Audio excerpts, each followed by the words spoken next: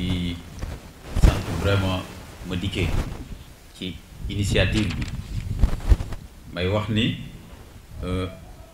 initiative bi mu am nii nekkul lu ñu bett ci moom ndax xamante nañ université ñu partagé ay moments yu bari te moment yooyu ñu partagé yépp itamit ay moment xam-xam la moment échange la moment waxtaan sur les problématiques de notre cher pays, sur les problématiques de l'Afrique.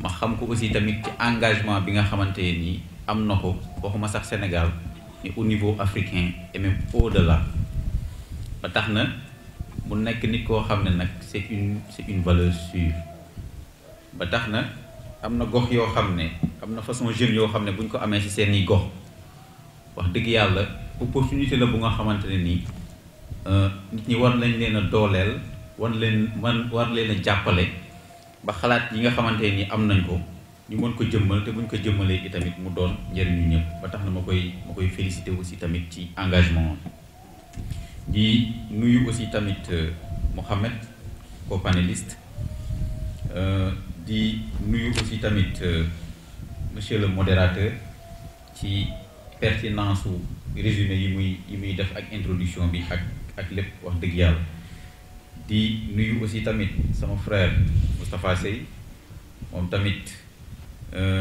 may wax ni sama relation ak moom jéggi na sax xarit mais c'est ay frère lañ waaw te suñu xamee université la mais yàlla def man ak moom ñu mel ni ku bokk ndey ak baay waaw mu nekk koo xamante ni tamit su ma doon wax ci moom bu ma fi jógee jàpp naa ne ñi mu dëkkal ñoo ko gën a xam waaw ba tax mu nekk nit koo xamante ni tamit nit ku baax waaw nit ku yiw waaw nit koo xam ne tamit dimension intellectuelle am yaatu na wax dëgg yàlla ba tax na Ross Béthio daal am nañ de la matière en tant que tel waaw thème bi nag mu nekk thème boo xamante ni vraiment thème bu am solo la muy la jeunesse africaine enjeux, défis et perspectives. Alors, 60% des Africains ont moins de 24 ans. Et à l'horizon 2050, 35% des jeunes dans le monde seront des Africains. Alors que cette population n'était que 15% en 2000. Ça, c'est un enjeu considérable. Au regard de ces précisions démographiques, quels sont les défis en matière d'emploi? D'ici 2030, on estime que 30 millions de jeunes arriveront chaque année sur le marché du travail, soit les 3/4 des entrées des jeunes au niveau mondial. Ainsi, la démographie africaine impose la création massive et rapide d'emplois. Fort de ce constat, l'employabilité des jeunes africains demeure l'un des problèmes majeurs. Mais l'emploi ne reste pas la seule préoccupation de la jeunesse africaine. Il n'est pas l'alpha et l'oméga des aspirations des jeunes africains, qui expriment de plus en plus des attentes en matière d'engagement citoyen et politique, de justice sociale et de bonne gouvernance. Les attentes de la jeunesse africaine sont nombreuses au point que l'on parlerait de phénomènes jeunes dans les années 1970. Cela a conduit, au début des indépendances, les pouvoirs africains à chercher à mettre en place des politiques. Pourtant, en Afrique, le souci de construire la nation et de conduire le développement et à amener les États à prendre en charge le problème de la jeunesse. Problème conçu comme une composante du développement. Donc, la jeunesse africaine pose problème, en quelque sorte. Mais la question qu'il convient de se poser, c'est est-ce que c'est la jeunesse africaine qui pose problème ou bien c'est le processus qui a conduit à cette situation et les implications qu'il ne cesse de produire encore? En d'autres termes, il faut traquer les problèmes liés à la jeunesse africaine à la lumière des changements sociaux qui a bouleversé les sociétés africaines. En réalité, la jeunesse du continent africain a subi des transformations sociales, un bouleversement perceptible bien avant les indépendances. Pour mieux saisir les enjeux et défis de la jeunesse africaine, surtout en termes d'emploi, je vous invite à remonter avec moi le fil de l'histoire. Alors, quelle était la place de la jeunesse africaine dans les sociétés traditionnelles?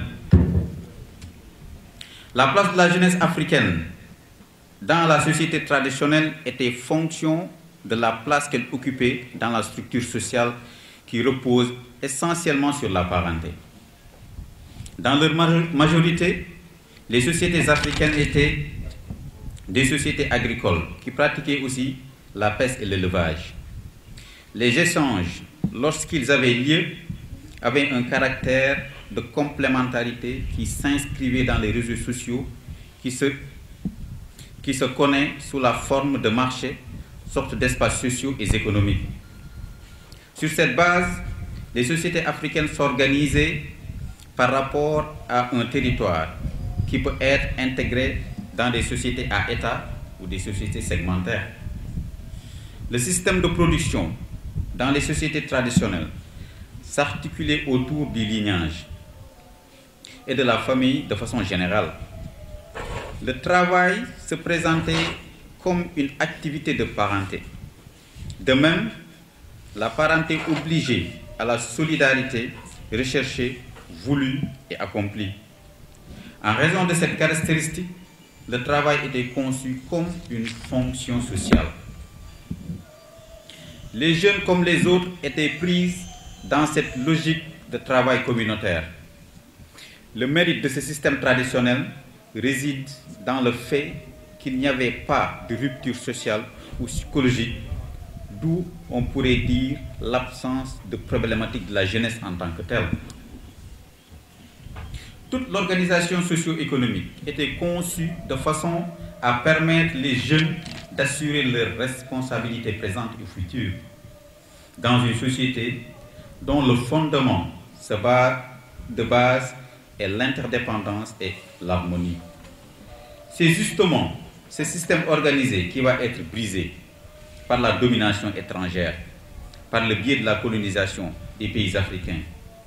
Tout le système de production et de reproduction des sociétés africaines devait connaître de sérieuses mutations. La colonisation va porter un coup décisif à cette économie traditionnelle en introduisant à sa place des cultures marchandes. Le bouleversement subi par la jeunesse africaine comme conséquence immédiate de la colonisation, c'est la libéralisation de la force de travail, sa constitution en salariat. À la fin des années 50 et au début des années 60, le continent africain allait retrouver sa souveraineté politique, non pas sur la base des entités d'avant l'arrivée des colons, mais à partir de territoires érigés par la métropole. La jeunesse, plus que toute autre catégorie de la société, se retrouve confrontée à cette difficulté.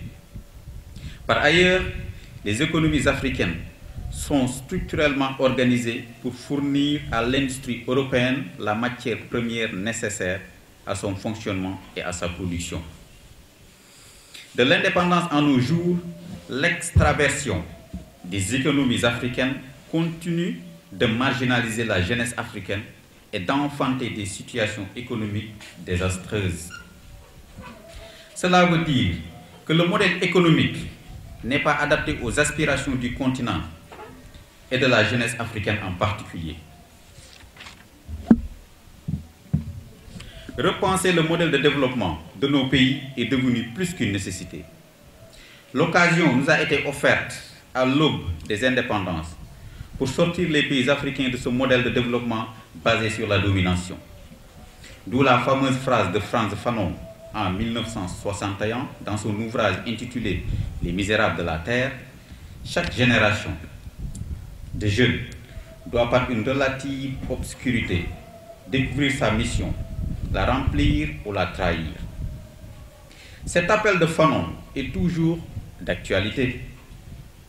Le défi majeur de la jeunesse africaine, dans les différents lieux ou circonstances où ils se trouvent, consiste à trouver leur mission. La remplir reviendrait à impulser un changement de modèle, de paradigme de développement qui permettrait la réalisation de leurs aspirations économiques, politiques, citoyennes et démocratiques. La trahir reviendrait à rester dans l'inaction. Ceci appelle à la jeunesse à devenir des acteurs plutôt que des râleurs. Une deuxième occasion a été donnée à la jeunesse. Une première occasion a été donnée à la jeunesse juste après les indépendances, mais elle a été ratée. Fort heureusement, une deuxième occasion s'offre à nous. Comme Souleymane Bassir Diagne aime à le rappeler, en 2000, le journal The Economist avait publié que l'Afrique était the hopeful continent. En 2000, ce fameux journal intitulé The Economist, l'économiste, avait publié que l'Afrique est le continent en dérive en quelque sorte. Mais 10 ans après, le même journal avait publié que l'Afrique is the hopeful continent, que l'Afrique est le continent de l'espoir en tant que tel. Donc c'est une occasion qui a été offerte aux jeunes Africains de repenser en quelque sorte le modèle de développement. Achille Bembe, en 2010, j'ai eu l'occasion d'assister à sa conférence au niveau de l'Université Gaston Berger de Saint-Louis. Il venait présenter son ouvrage intitulé « Sortir de la grande nuit ». Et Achille Bembe disait que une deuxième occasion nous est offerte pour saisir un peu les enjeux du continent africain. On constate que beaucoup de pays viennent en Afrique parce qu'on considère que l'avenir du monde se trouve en Afrique en quelque sorte.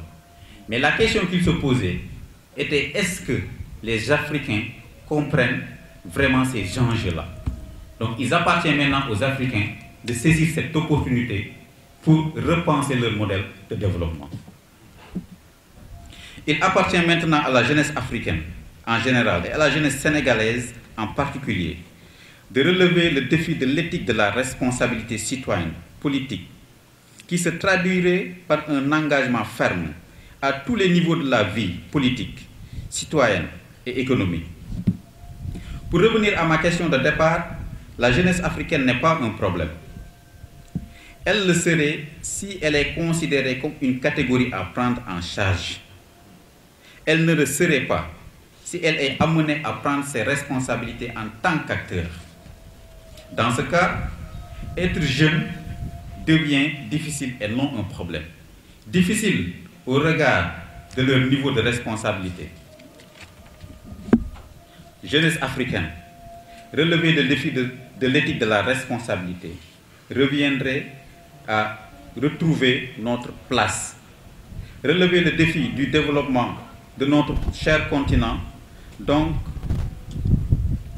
assumez-vous, engagez-vous dans toutes les sphères de la vie politique, économique, citoyenne et sociale. Je vous remercie.